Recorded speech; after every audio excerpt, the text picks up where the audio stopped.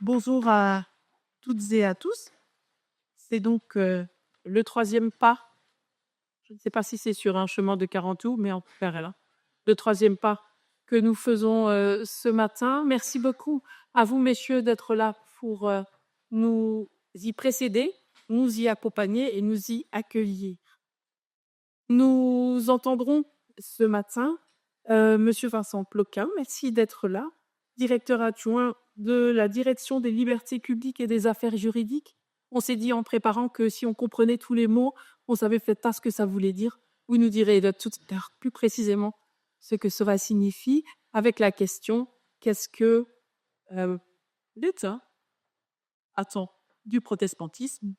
Puis nous entendrons le pasteur Ingo Hanke. Bienvenue à vous, donc pasteur protestant au service de la formation des adultes dans le diocèse catholique du Luxembourg et tout à fait à l'origine aussi d'un projet interreligieux et sportif. Ça va nous rappeler des réalités liées aux Jeux olympiques qui s'appelle Interfaith, mais il nous en dira un peu plus. Et puis nous accueillons Anthony Boussemard, président de l'Union bouddhiste de France. Merci beaucoup d'être là pour ouvrir aussi notre réflexion à la réalité interreligieuse. Il est participant et membre du programme Emouna porté par Sciences Co. Il nous en dira un peu plus sur ce que ensemble nous avons peut-être à faire et à dire dans l'engagement. Nous ferons comme hier, une dizaine de minutes d'intervention et puis nous avons fait le choix de vous donner la parole assez rapidement ensuite. Donc, on récoltera un certain nombre de questions et puis vous pourrez réagir à ce moment-là.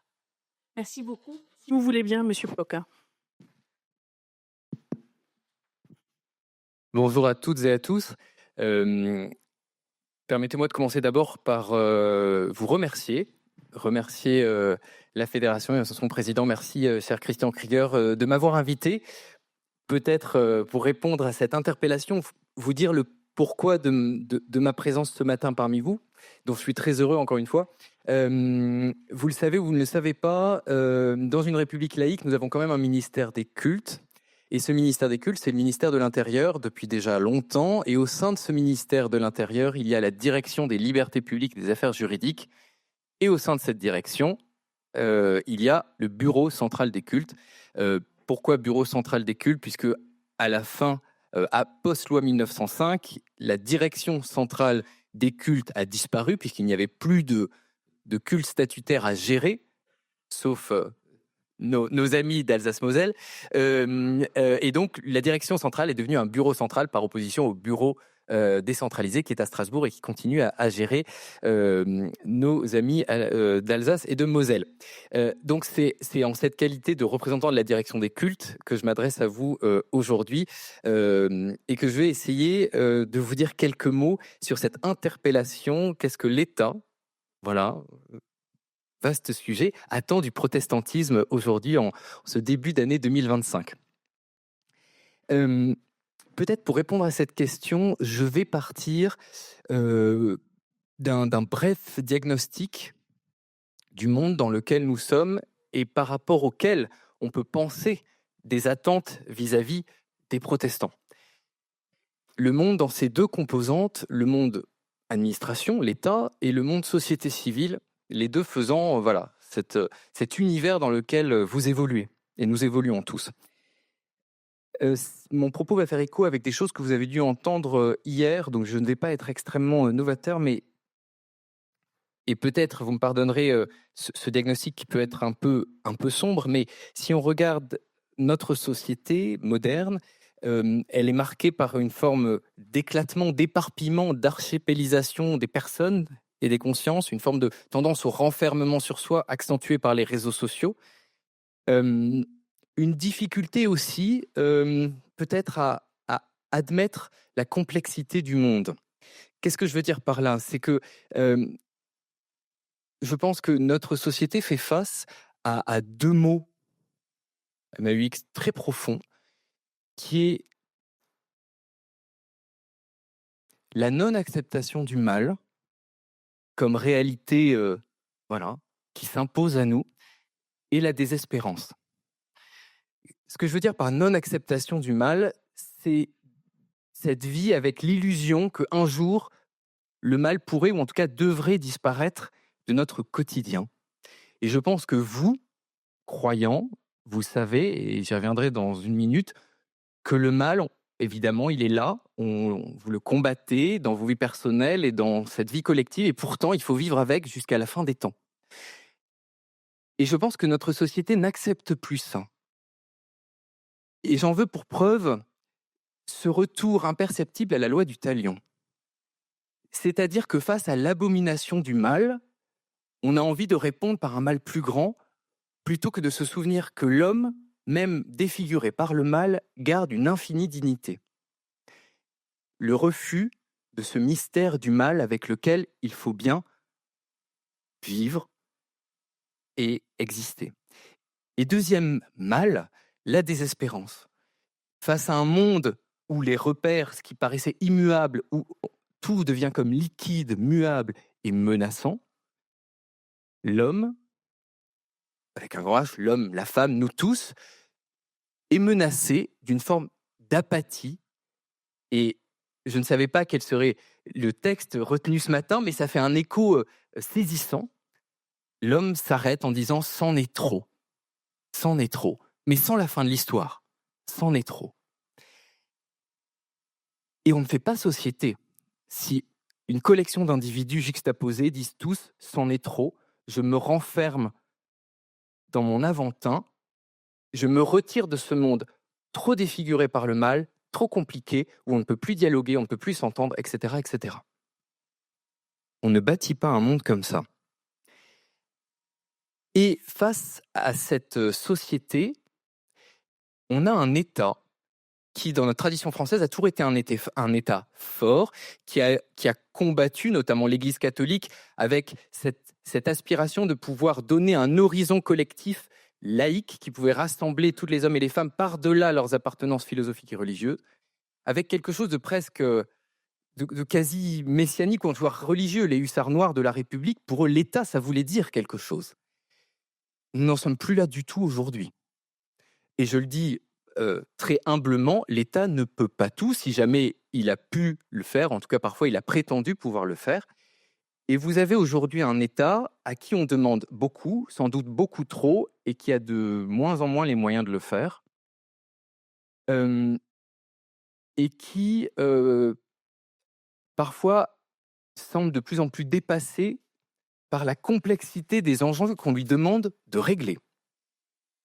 Le vieillissement, le réchauffement climatique, la paupérisation, les fractures de nos sociétés liées au mouvement migratoire, liées au refus d'accepter l'autre différent, etc., etc. Tout le monde somme l'État de trouver des solutions et l'État fait ce qu'il peut. Avec un État qui est peuplé de fonctionnaires engagés, désireux de faire le bien, mais qui ont eux-mêmes leurs limites.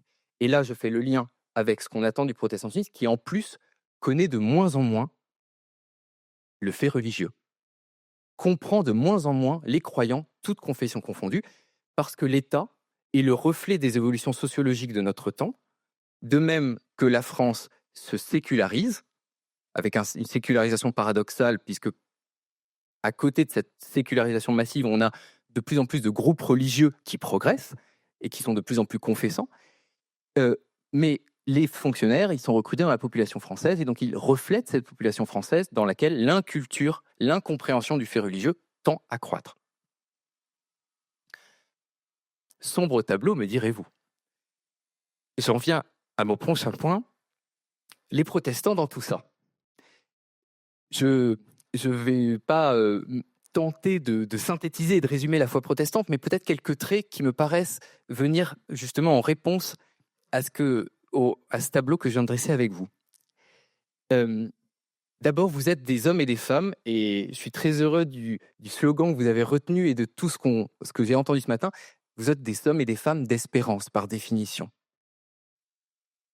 Une espérance qui n'est pas la foi du charbonnier, c'est une espérance qui se nourrit dans la fréquentation de la parole et la recherche exigeante de la vérité et de la fraternité dans la diversité des sensibilités protestantes. Vous n'êtes pas une ONG et vous n'avez pas d'intérêt catégoriel à défendre. Et quand vous y réfléchissez, c'est assez singulier. Et vous avez au cœur de votre identité protestante le dialogue, cette capacité à respecter, comprendre et être curieux de l'autre. Et vous voyez, l'ensemble de ce qui fait à la fois votre foi et votre identité me paraissent être des cadeaux à offrir à notre monde actuellement, à offrir à l'État que je représente très modestement ce matin parmi vous, mais à notre société plus largement. Alors, que faire? Et c'est par ce dernier temps que j'en terminerai mon propos ce matin. D'abord, je pense, et c'est la République laïque qui pourrait vous dire ça, d'abord priez pour la République et priez pour ceux qui la servent. Et c'est très biblique. Au-delà de la boutade, je suis sincère en disant ça, parce que vous croyez aux forces de l'esprit, et donc si vous y croyez vraiment, l'esprit peut souffler même sur des fonctionnaires tout gris, qui ont la dure mission d'essayer de faire en sorte que notre société aille un peu mieux.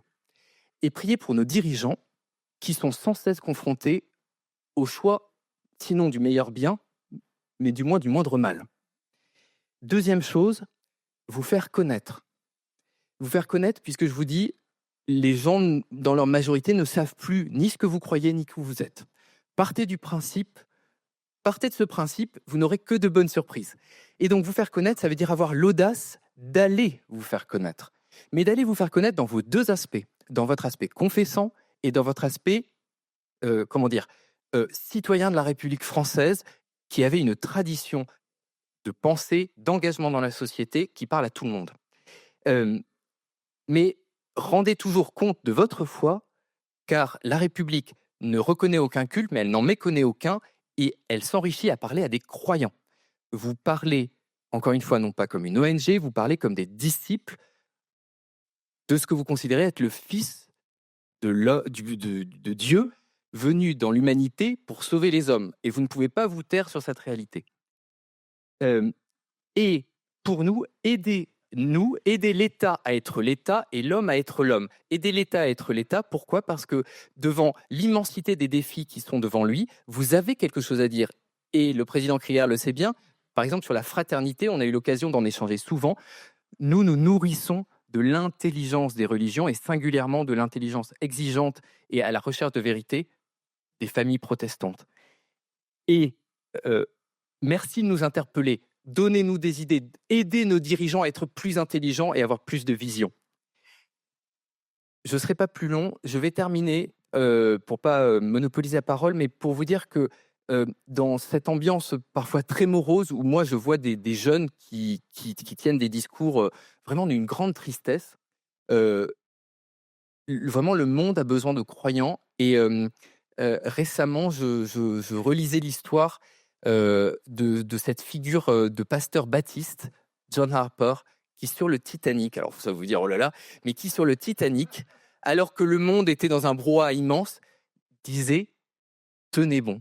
Et il est allé jusqu'à offrir sa vie, offrir son gilet de sauvetage, offrir sa place dans les canots de sauvetage, mais parce qu'il a témoigné dans cette catastrophe de la force et de l'enracinement de la foi chrétienne. Je prends cette image un peu radicale, mais pour dire que c'est ça, je pense, que l'État attend de vous, cette lumière pour aider l'État à être l'État et l'homme à être l'homme. Merci beaucoup.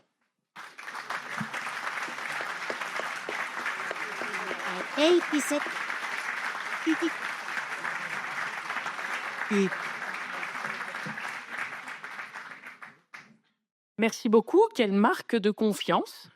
Pour en revenir à la table ronde d'hier après-midi, merci bien. Vous aurez tout à l'heure la possibilité de réagir et d'interpeller aussi à propos de ce que vous nous avez dit. C'est du pain, de l'eau, et puis peut-être un peu plus. Il y avait peut-être le fromage, Pierre. Voilà. Merci bien. Alors, on passe à un exemple très concret, à une manière de vivre son protestantisme dans une réalité multiculturelle et multiconfessionnelle, si vous voulez bien. Caché derrière le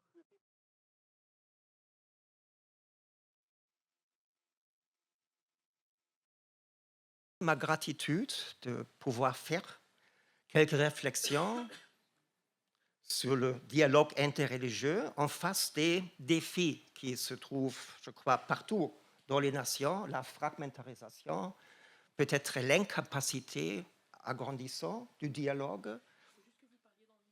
Ah oui, oui. Et oui, aujourd'hui, un grand merci, Christian, pour l'invitation, pour la confiance. On va voir. Non? Oui, j'aimerais bien me référer à votre début de vos réflexions. C'est quelque chose peut-être que chacun de nous a découvert dans son cheminement spirituel chrétien ou religieux.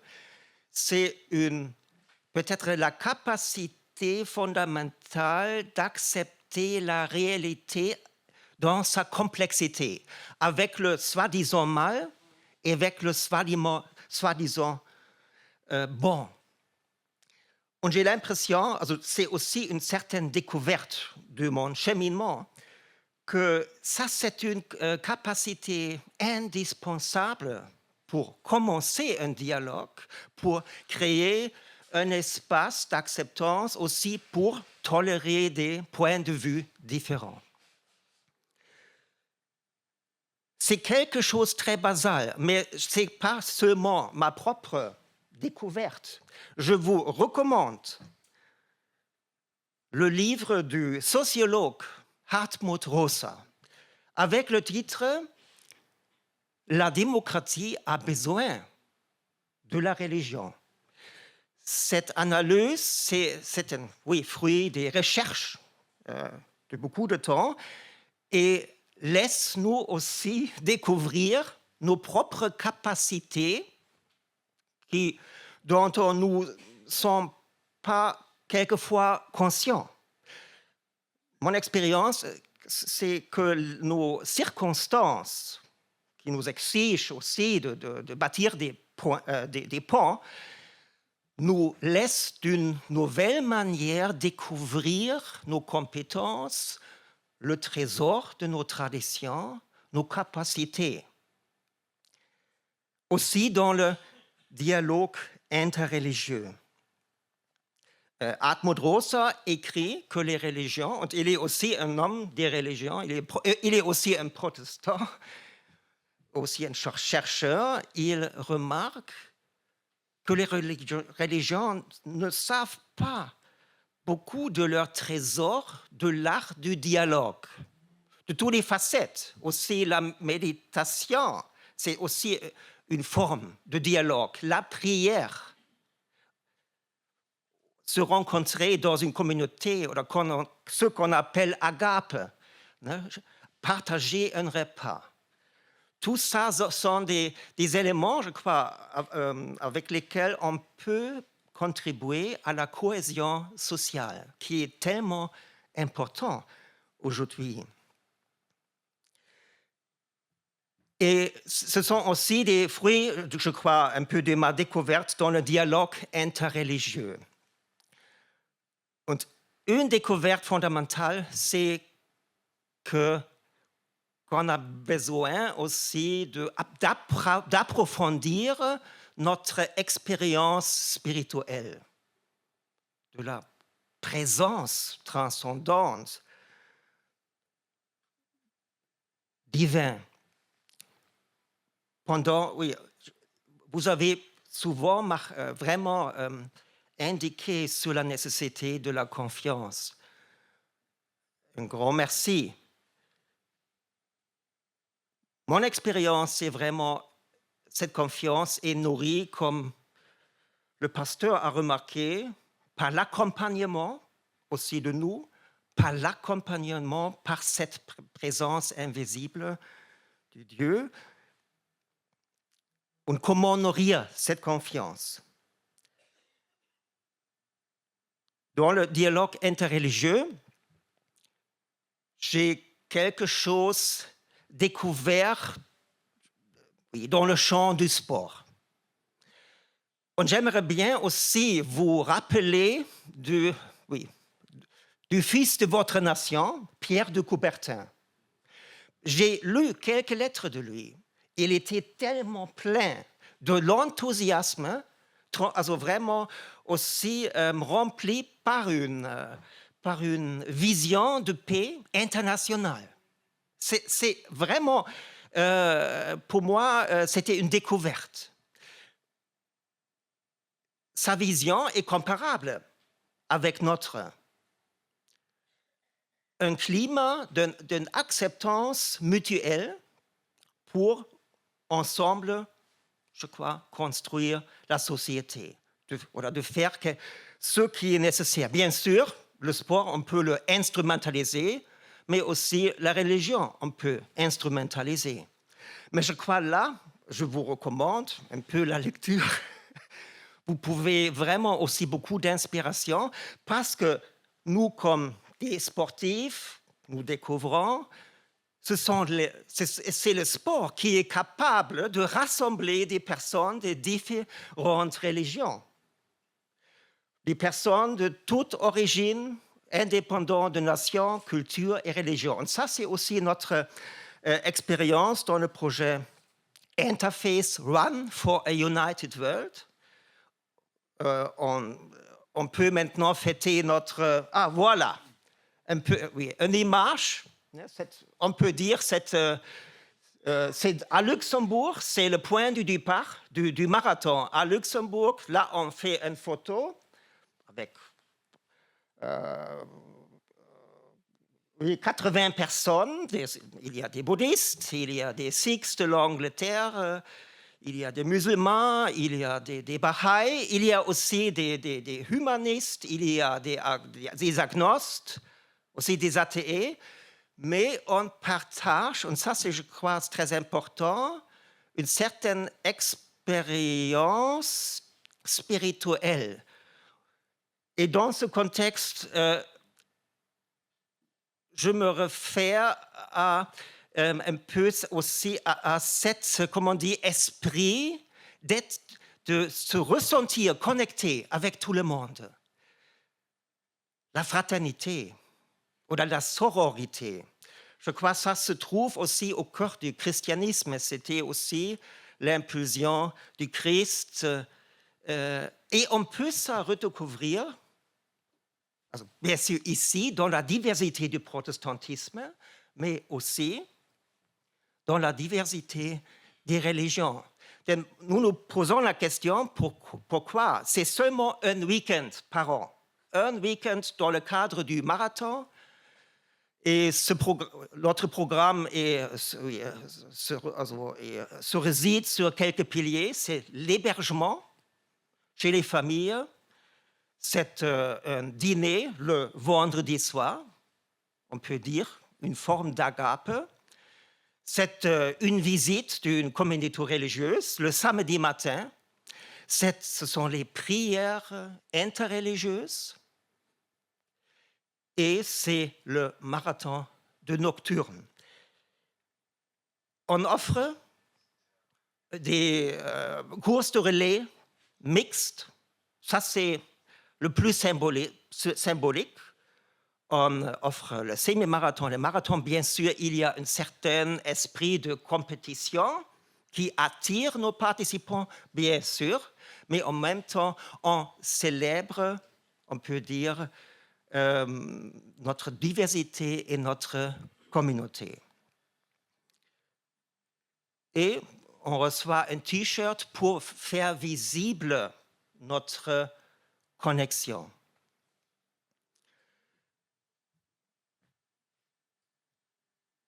Pourquoi notre projet n'a pas mouru? J'ai l'impression ce sont vraiment ces piliers et il y a cette expérience profonde d'être au fond des sœurs et des frères. Pendant notre méditation, il y a aussi un moment de silence, sans mots. Chacun touche les mains de l'autre. Et oui, ça nous confirme dans, je crois, la conscience intérieure que nous sommes au bas une famille. Je suis aussi inspiré par peut-être vous le connaissez, par la religion des Bahaïs, qui est très présente à Luxembourg, qui font un plaidoyer que l'humanité est une nation. Also survaincre une certaine forme du nationalisme, de l'égoïsme national.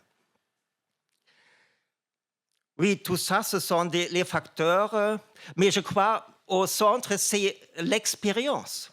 Notre confiance est nourrie par notre expérience de fraternité, de l'amour, des personnes qui nous accompagnent par comme chez les bouddhistes, also par la prière, par la méditation, on est nourri. Je me souviens de Martin Luther qui a même souligné dans son catéchisme, sans la prière, sans une culture du dialogue avec Dieu, c'est très difficile vraiment de garder la confiance. Oui, maintenant je termine. La thèse que j'aimerais bien aussi partager avec vous, c'est un peu provoquant. C'est quelque chose d'un chercheur, d'un scientiste du développement de notre conscience. Il dit, il nous faut éveiller l'intelligence spirituelle au-delà de nos conceptions de Dieu, de nos conceptions traditionnelles. C'est vraiment une découverte dans notre cheminement qui est non fixée. L'intelligence spirituelle sauve le monde, dit Ken Wilber. C'est une thèse dont on peut faire une discussion, mais pour dépasser nos différentes images de Dieu, et il y a vraiment pas mal de conflits sur cette planète, avec des expériences de cauchemar. Je crois, selon moi, ça peut être une des solutions pour que le monde devienne plus paisible. L'intelligence spirituelle peut sauver le monde. Point d'interrogation. Merci pour votre attention.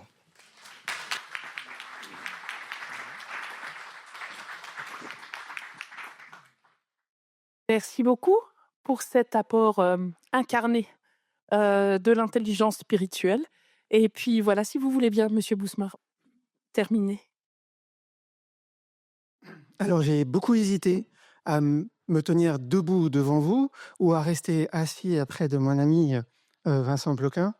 C'est simplement parce qu'il y avait un angle mort dans ce coin-là et je me suis dit qu'au moins comme ça, on peut se voir. Et désolé de vous tourner le dos, cher ami. Alors, je ne sais pas si je suis la petite touche exotique.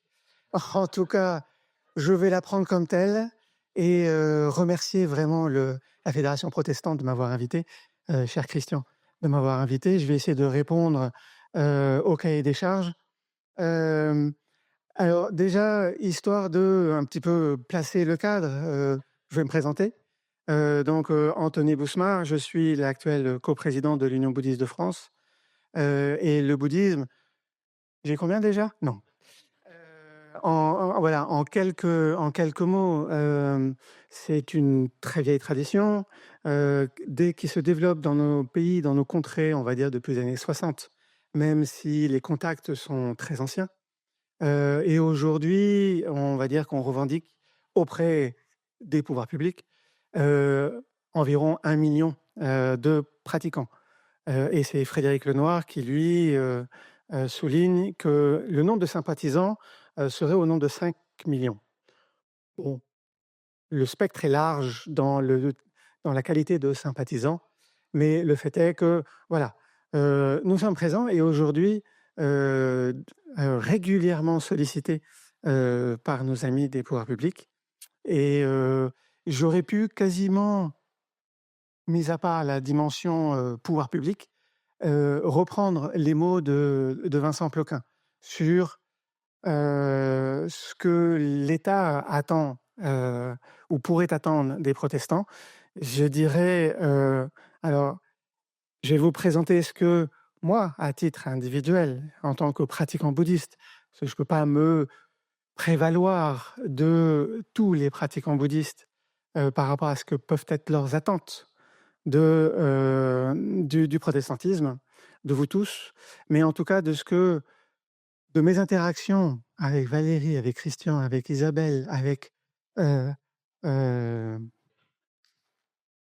Jean-Fred, merci, avec tant d'autres au cours de différentes interventions, de ce que, à travers le prisme qui est le mien, de ce que je peux constater. Et finalement, je me rends compte qu'il y a tellement de points de convergence.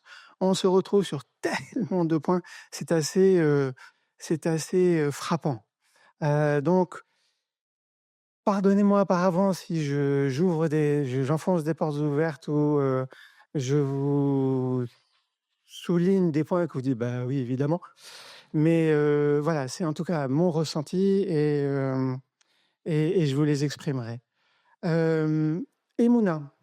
Emouna avec tous les autres responsables des cultes.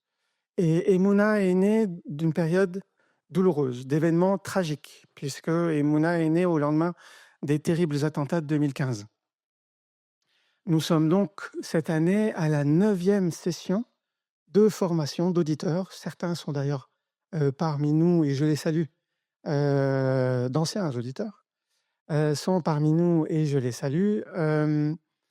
D'ailleurs, les inscriptions sont ouvertes à partir du printemps prochain, donc n'hésitez pas à vous tourner vers ceux et celles qui ont suivi la formation. Vous êtes plus que les bienvenus. Emouna, c'est vraiment apprendre à connaître l'autre, son voisin. Finalement, une fois qu'on connaît son voisin, une fois qu'on a été voir une mosquée, en faisant un petit sondage, qui est entré dans une mosquée? Hop, ok, je vais me rasseoir. Qui est entré dans une synagogue? Ok. Qui est entré dans un temple bouddhiste? Déjà quand même, un petit peu moins. Dans une église orthodoxe? Ok. Bon, d'accord, donc vous êtes déjà des routards. Je suis admiratif, mais ce n'est pas le cas de tout le monde.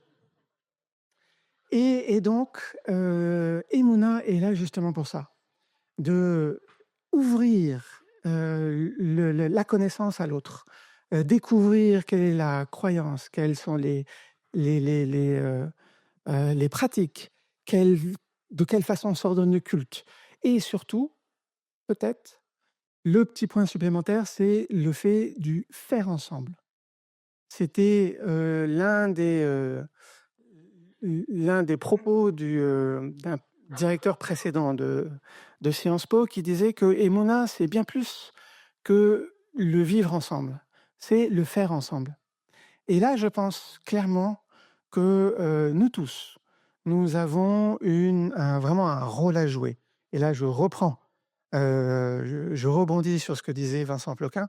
Vraiment, aujourd'hui, il est de notre devoir d'aller vers l'autre, de se tourner vers l'autre et de lui expliquer ce que l'on fait, qui nous sommes. Et vous voyez que je dis nous, englobant, c'est pas vous, c'est nous tous. Toutes les traditions spirituelles. Nous avons vraiment, dans le monde qui est le nôtre aujourd'hui, qui a vraiment tendance à se replier sur lui-même, à se communautariser, nous avons ce devoir d'aller vers l'autre. L'espérance, tendre la main, expliquer, pas nécessairement convertir. Cela dit, je ne sais pas si vous le savez. Vous savez peut-être que mon parcours personnel, évidemment, je ne ressemble pas vraiment on va dire, à l'image qu'on peut se faire d'un bouddhiste. D'abord, j'ai un petit peu plus de cheveux. Mais en fait, je vais vous confesser que j'ai été élevé dans une famille adventiste. Et c'est à l'âge de 23 ans que j'ai viré la cutie. Donc, vous voyez, il y a un chemin, il y a un espoir. Je blague. Je blague, pas de malentendu. Mais c'est pour vous dire que, voilà, nous avons un rôle à jouer. C'est peut-être aussi pour ça que je me retrouve finalement tellement bien dans cet environnement-ci. Les chants de ce matin de Monet me rappelaient également des souvenirs d'enfance.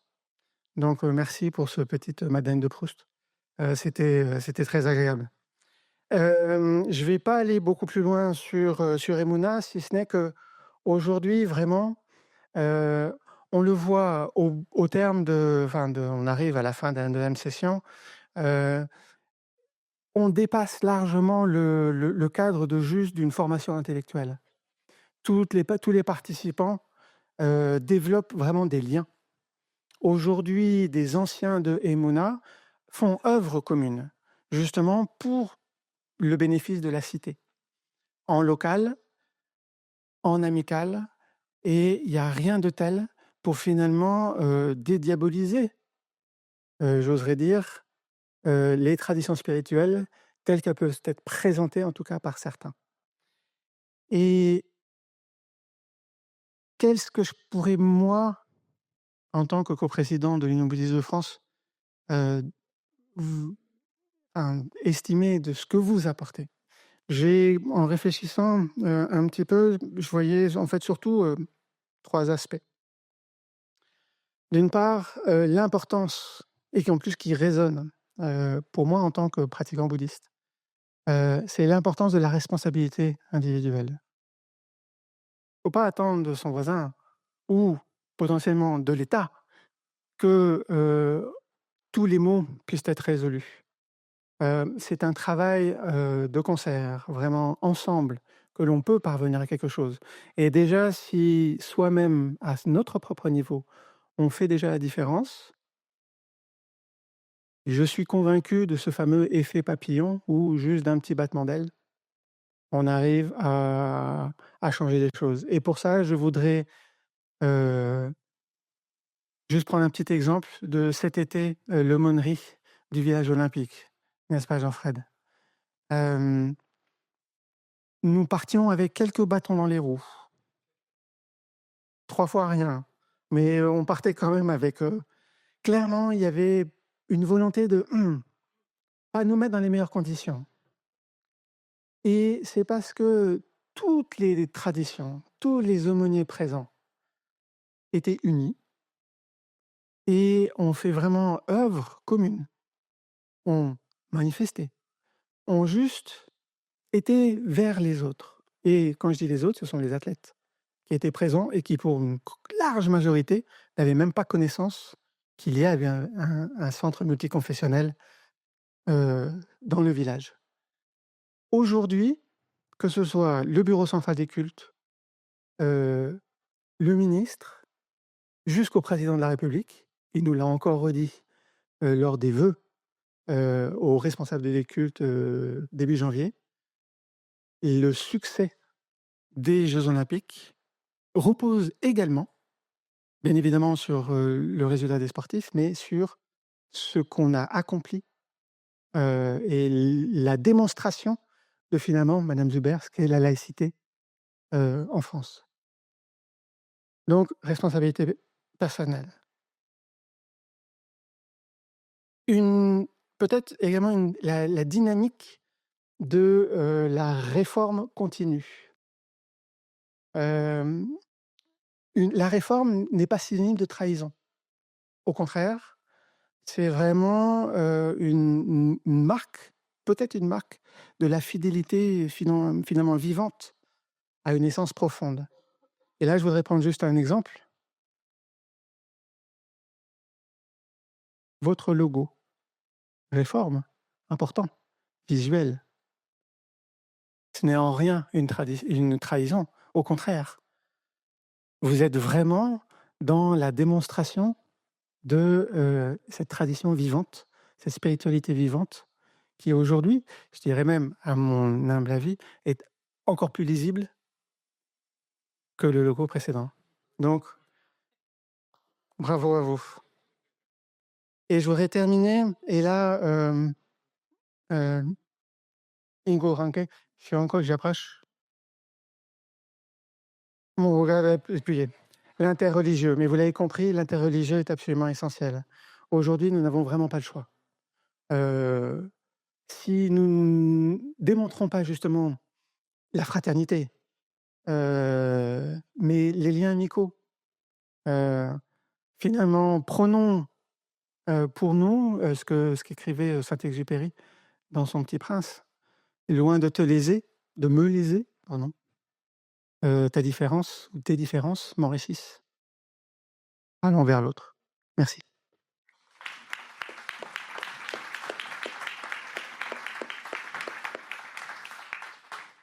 Merci beaucoup pour vos 3 apports et vos 3 interpellations qui arrivent d'endroits très divers. Ça ouvre un champ assez large pour des questions. Alors, on s'était dit que suivant le cas, est-ce que vous auriez envie de réagir les uns par rapport aux autres ou est-ce que je me tourne directement vers la salle? Ça va. Alors, en même temps, ça venait d'endroits très différents et il y a des points de convergence, je ne sais pas, surprenants, mais en tout cas notables. Alors, donc je donne tout de suite, oui, la parole à la salle. C'est ce qui était convenu pour qu'on ait là une petite demi-heure d'intervention et d'interpellation possible. Jean-Fred. Jean-Fred Berger, je suis président de la commission de l'aumônerie aux armées et puis j'étais coprésident de la commission des JO. Je voudrais remercier les intervenants, c'était très intéressant. Et dire une petite anecdote, c'est que grâce aux bouddhistes, l'espace qui était réservé à la religion chrétienne au départ, c'était 50 mètres carrés, ce qui était ridicule pour les catholiques, les protestants et les orthodoxes, c'est-à-dire près d'une centaine d'aumôniers. On avait 50 mètres carrés. Les bouddhistes et les hindouistes nous ont donné la moitié de leur surface allouée. Chacun 25 mètres carrés. On est passé de 50 à 100 mètres carrés grâce à cette dimension interreligieuse. Et deuxièmement, et M. Ploquin, qu'on a aperçu plusieurs fois, et je le remercie de son intervention, le bureau des cultes a accompagné, a essayé d'aider discrètement. Je dois dire c'est très difficile. Et les petits bâtons qu'a évoqués avec délicatesse notre cher Anthony, c'était des gros bâtons, et des bâtons qui sentaient mauvais, qui n'étaient pas sympas. Et finalement, les choses se sont très bien passées. Il y a eu quelque chose de remarquable, vraiment remarquable. J'avoue, je ne suis pas du tout un spécialiste de l'interreligieux. Et j'ai trouvé qu'il y avait des atouts extraordinaires à vivre les uns avec les autres. Et puis enfin, je voulais dire à M. Igo Hanke, je comprends votre conception de l'intelligence, mais moi, je ne suis pas convaincu que l'intelligence suffise. Je suis allé en Afghanistan, il y avait des gens très intelligents parmi les talibans, et je connais aussi l'histoire, hélas, de la Seconde Guerre mondiale. Il y avait des gens très intelligents dans les différents partis et dans les différentes organisations, etc. L'intelligence ne suffit pas. Pour moi, il y a le cœur, et voilà. Et je voudrais donc que vous répondiez aussi sur cette histoire d'intelligence. Mais merci beaucoup. Alors, on a choisi aussi de prendre plusieurs questions avant de rendre la parole. Donc, s'il y a d'autres demandes d'intervention, sinon, Monsieur Hanke, je vous donnerai la parole. Pas de demande immédiate. Si, voilà, Madame.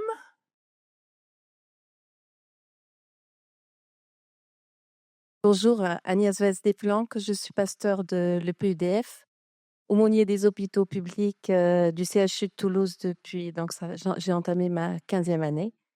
J'ai une question sur la question justement de la place des aumôneries dans l'hôpital public aujourd'hui. Je tiens d'abord à confirmer que l'interculte est une force pour progresser ensemble pour le service des aumôneries. Voilà, c'est une réalité. Au CHU de Toulouse, nous avons cette immense joie de collaborer de très près entre les 5 cultes, mais je constate quand même une grande disparité entre les cultes. Je constate aussi au niveau national une fragilisation de la fonction de l'aumônier et des aumôneries.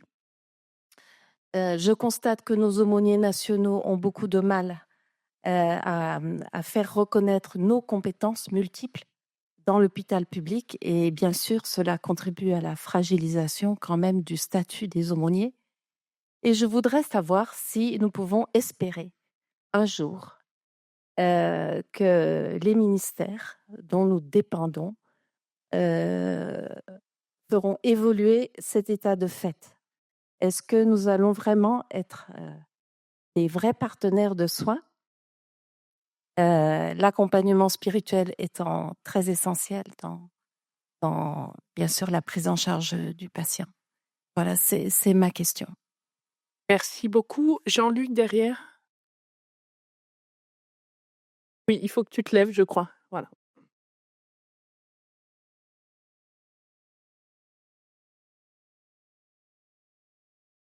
Jean-Luc Sadorge, vice-président de l'UEPAL, donc dépendant du bureau de Strasbourg. Je voulais vraiment vous remercier pour votre interpellation sur le sujet du fait que l'État, et je vais dire les États ne peuvent pas tout, et je voudrais illustrer par un sujet qui est vraiment crucial que vous avez aussi abordé. C'est vrai que le monde est complexe et que ça fait peur, et notamment le problème de la lutte contre le réchauffement climatique. Et là, c'est clair que les États n'y arrivent pas, puisque cette année, c'est les 10 ans de l'accord de Paris. Il y a 195 États sur 197 consignés, et malgré ça, on n'est pas sur la bonne trajectoire.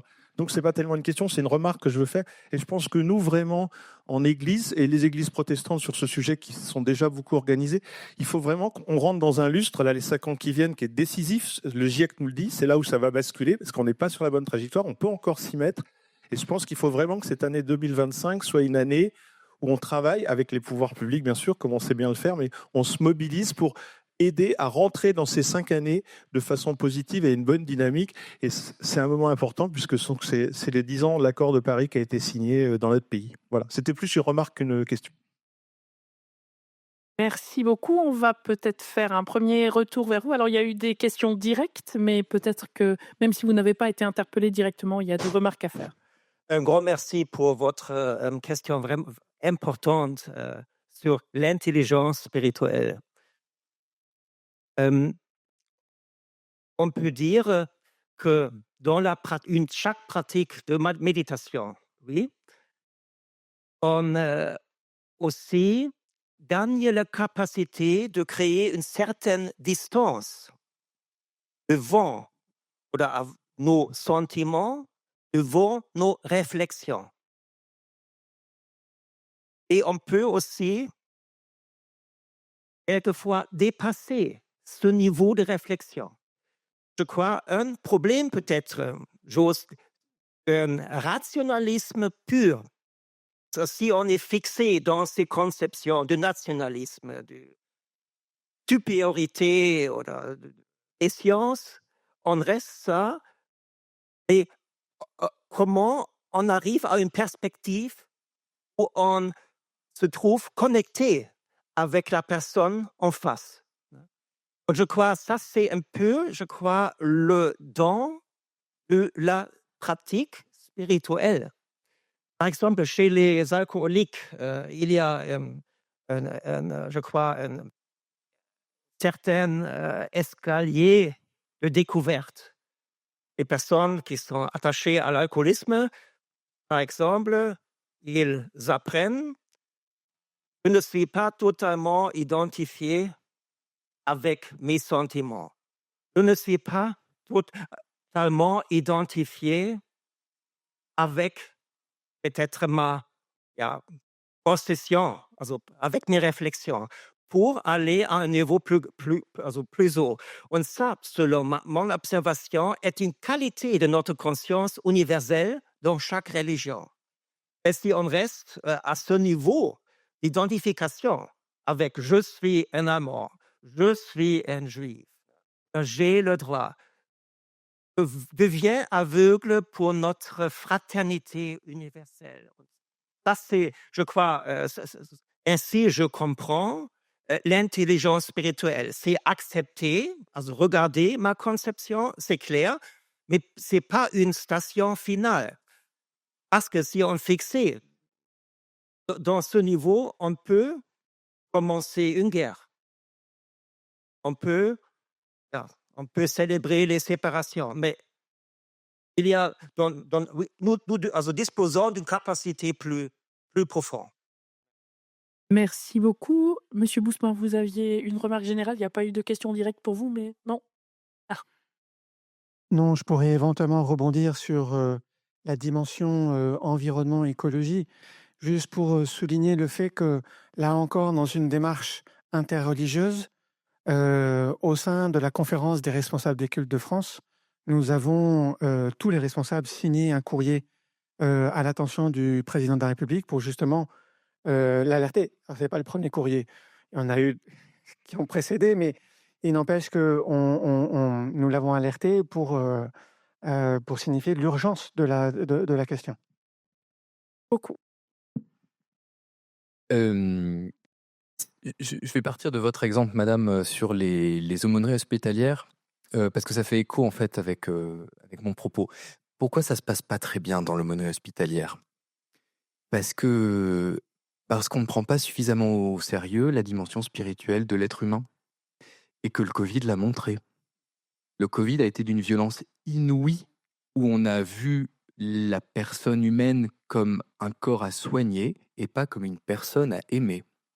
Et ça a été d'une violence inouïe pour les patients, ceux qui ne sont plus là pour le dire, et pour les familles, et pour les soignants. Et je pense qu'on n'a pas tiré tous les enseignements de cette période. Je vais faire un détour par l'histoire, et je pense qu'on est à un moment dans nos sociétés modernes occidentales où on n'a pas d'autre choix que de redécouvrir la dimension spirituelle de l'être humain. En Allemagne de l'Est, avant la chute du mur, c'était un État profondément athée qui avait combattu cette dimension-là et qui voulait affranchir l'homme moderne de ces vieilles lunes. Et avec une certaine efficacité. Il faut bien dire qu'entre 1950 et 1989, l'affiliation religieuse en Allemagne de l'Est avait considérablement baissé. Pour autant, l'importance que les églises protestantes tenues dans l'effondrement du régime peut être paradoxal par rapport à l'affiliation constatée à l'époque, mais ça dit quelque chose. C'est qu'à la fin, c'est le spirituel qui orientait l'action collective. Et je prends cet exemple comme ça parce que je trouve que c'est assez parlant, et c'est ça dans toutes les dimensions. Nous, au bureau des cultes, enfin dans l'administration des cultes, on est aussi l'interface entre les différentes religions et le reste de l'administration, aussi des administrations dont je disais dans mon propos qu'elles ne comprennent plus les cultes. Et donc, typiquement, avec nos amis des ministères de la Santé, nous luttons en toute fraternité administrative pour que l'aumônerie hospitalière fonctionne mieux et soit mieux reconnue. C'est pas parfait. La solidarité interadministrative m'empêche d'en dire plus, mais voilà, sachez que pour nous, ça c'est un des éléments sur lesquels on doit progresser, aussi parce qu'on le doit aux patients et à tous ceux qui les entourent. Oui, voilà, je ne vais pas être plus long, mais c'est un bon exemple du chemin qui reste à parcourir. Alors, monsieur, puis Isabelle.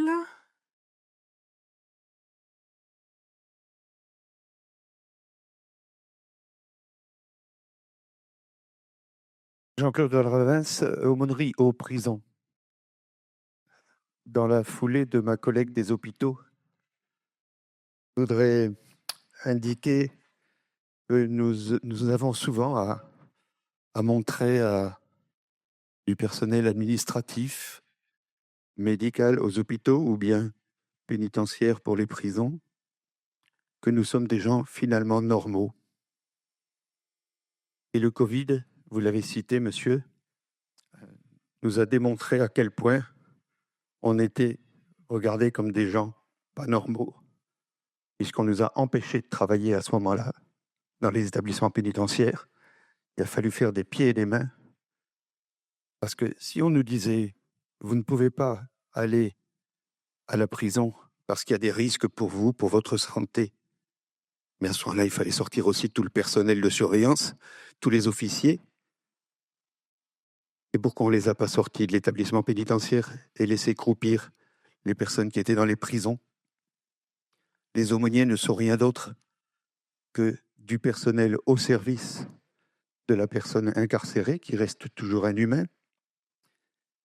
Et nous avons dû nous battre Nous avons même par défaut mis en place des choses comme par exemple un numéro d'appel où on a bien voulu nous laisser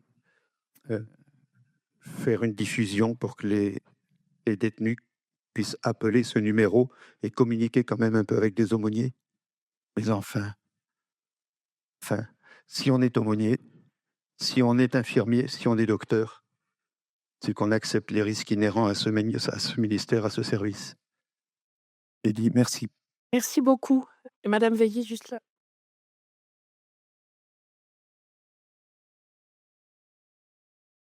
Bonjour, Isabelle Richard. Je suis présidente de la Fédération de l'entraide protestante qui rassemble 370 acteurs du monde social, médico-social et sanitaire.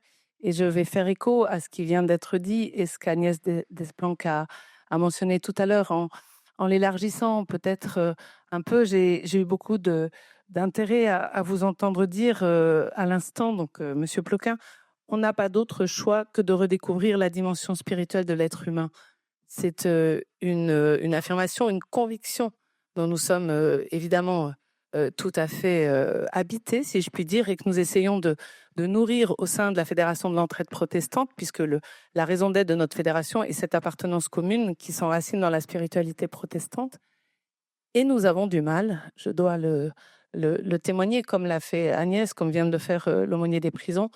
Et alors moi, j'avais peut-être un fait d'actualité dont vous avez forcément été au courant, qui nous a particulièrement marqué depuis début d'année, qui est le rapport de la Cour des comptes sur le Secours catholique, vraiment mettant en cause cette mission d'accompagnement spirituel dans toute l'ouverture et la dimension extrêmement respectueuse des convictions de chacun, qui est celle du Secours catholique, avec lesquelles nous travaillons évidemment étroitement. Il va sans dire que ça nous inquiète, évidemment.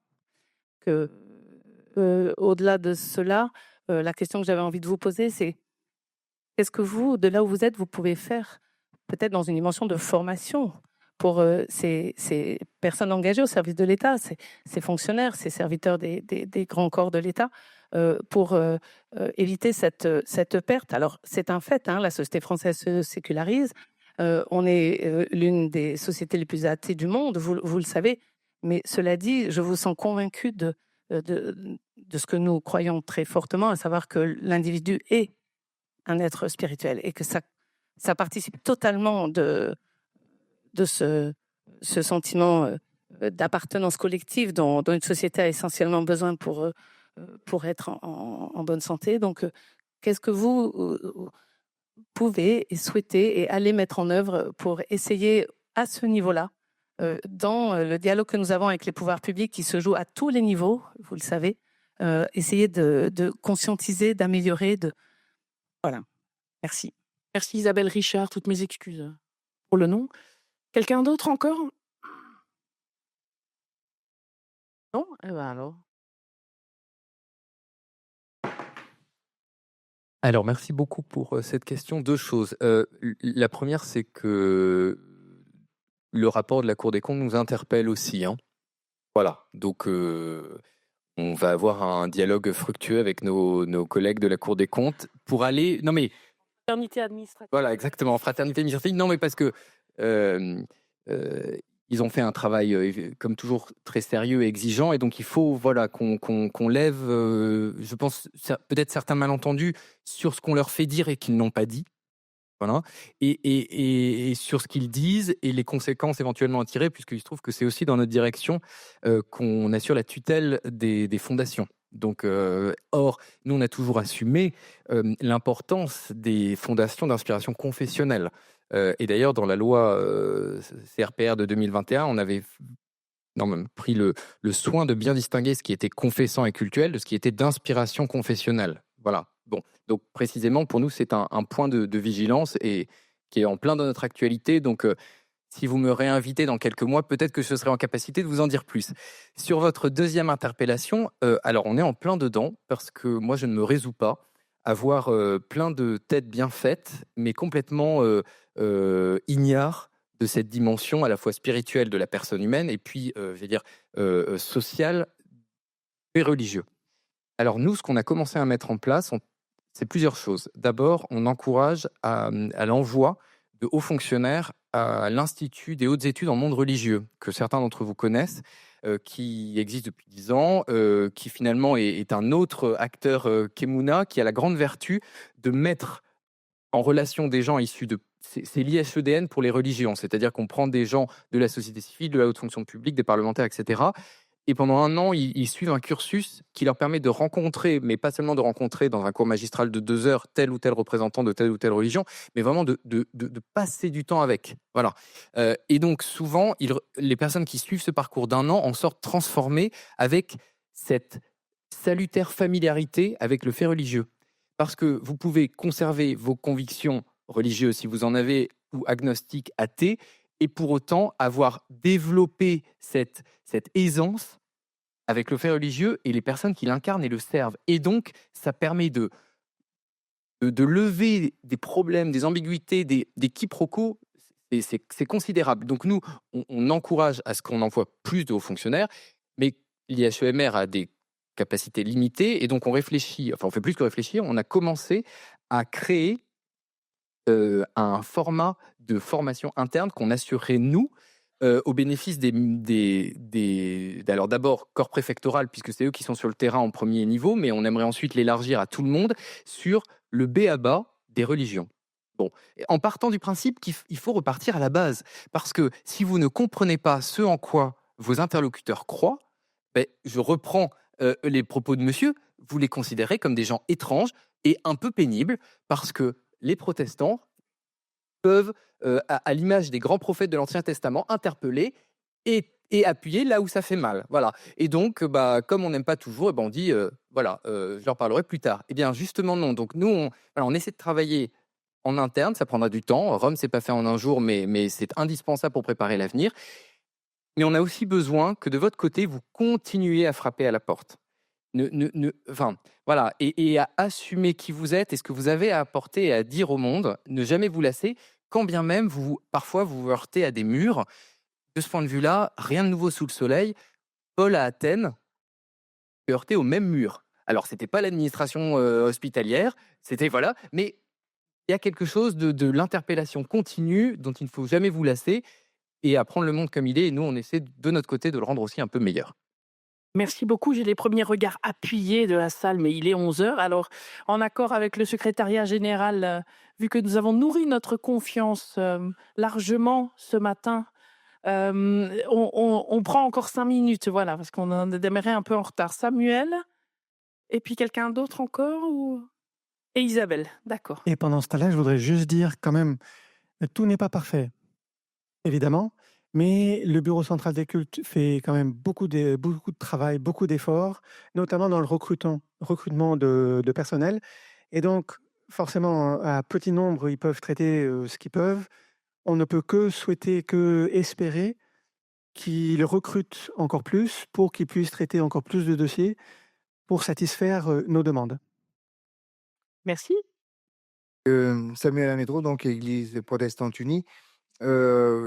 Comme beaucoup parmi nous, on a été très séduits par ce discours inhabituel à nos oreilles de l'administration quant aux faits religieux et qui est en totale discordance avec le quotidien quand même, avec les préfets, avec les administrations, mais quel que soit le milieu, on est en totale discordance avec l'expérience. Donc, vous semblez dire que c'est un fait que vous rapprochez d'une sainte ignorance. L'expérience au quotidien nous fait dire qu'il y a aussi une idéologie anti-religieuse très présente dans les acteurs de l'État, parmi les acteurs de l'État, où il y a un choix revendiqué de considérer le fait religieux comme un danger pour la République, pour un danger de vivre ensemble.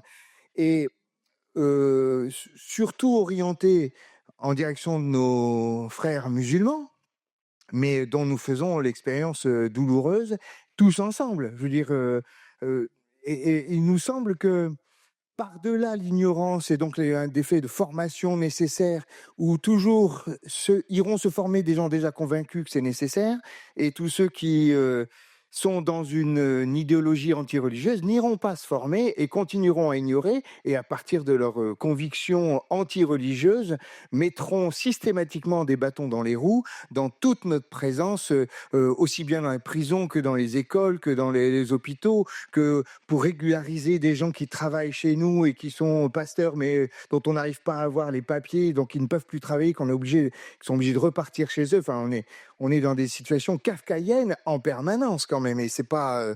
Et donc on est très heureux de vous entendre, mais on aimerait bien que ça s'ancre un peu dans du réel. Merci Samuel. Isabelle? Alors ça va faire écho à ce que dit Samuel dans un autre sens. Venez tous en Alsace-Moselle.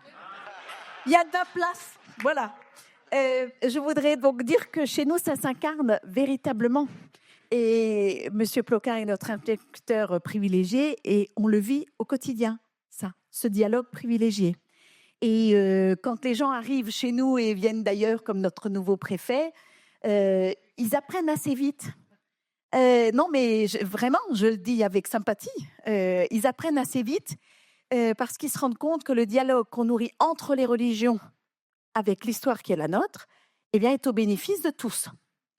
Et ça voilà, c'était simplement en écho pour commencer. Mais je voulais dire aussi qu'il y a un gros travail, une grande thématique de fond qui arrive, en particulier chez les protestants, mais pas que, évidemment, d'Europe. C'est celle de la démocratie. On a parlé de l'urgence climatique, on pourrait parler de l'urgence démocratique. Et il est quand même intéressant de voir combien on se met au travail pour prouver que dans nos traditions, on est, bien sûr modestement, mais une contribution à la démocratie qui est attaquée, fragilisée de partout.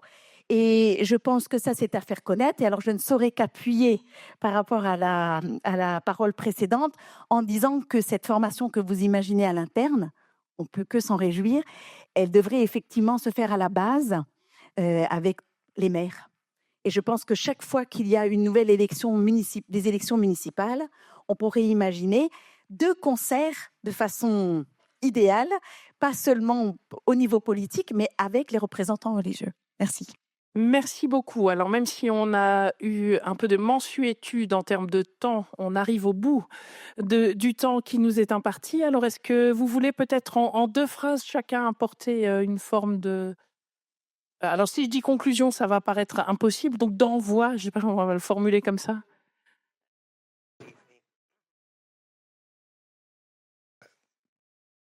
Allô?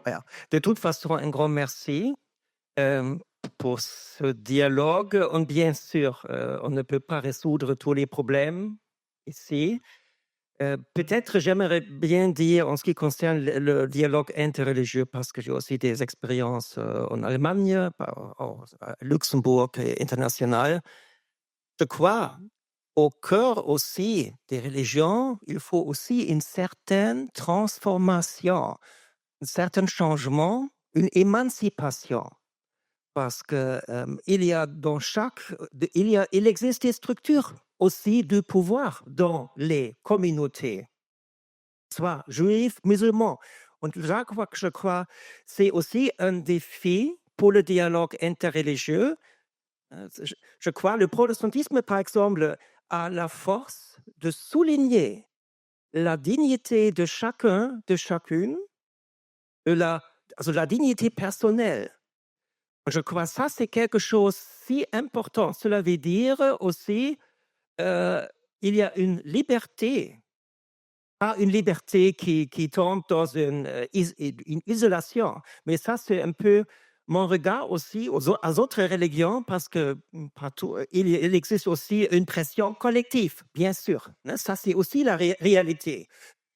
Mais c'est un processus à long terme, une éducation, formation, mais un processus de l'émancipation dans toutes les religions pour éviter pour le futur que quelques leaders peuvent diriger leurs troupeaux dans les conflits. Mais ça c'est juste qu'on s'arrête vraiment. Oui, ça, c'est mon message. Merci. Voilà, il faudrait donner le nombre de mots dans les phrases aussi. Alors, pour aller un petit peu à rebours de ce que j'ai pu dire, changez rien, vous êtes formidables.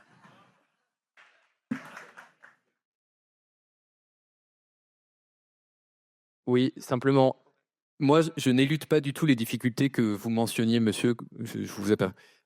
Voilà. Elles sont là, elles demeurent, et c'est pas mon propos de ce matin qui vous invite à l'audace et qui vous invite à aider l'État à être audacieux qui va régler les choses. Mais on y travaille, il faut pas vous lasser, et voilà, faut continuer, parce que je prendrai juste un exemple et je terminerai par là pour rebondir sur ce que disait la présidente Gerbert. La précédente préfète de Strasbourg, elle est partie à la retraite, donc je peux le dire. Elle est arrivée en Alsace-Moselle, elle-même ne cachait pas qu'elle n'y connaissait rien et qu'elle avait plutôt une forme de méfiance vis-à-vis des cultes. Au bout de 4 ans, elle était émerveillée de ce qu'elle avait vu et elle était heureuse de dialoguer avec les cultes. Donc, vous voyez, même un fonctionnaire peut voir la lumière.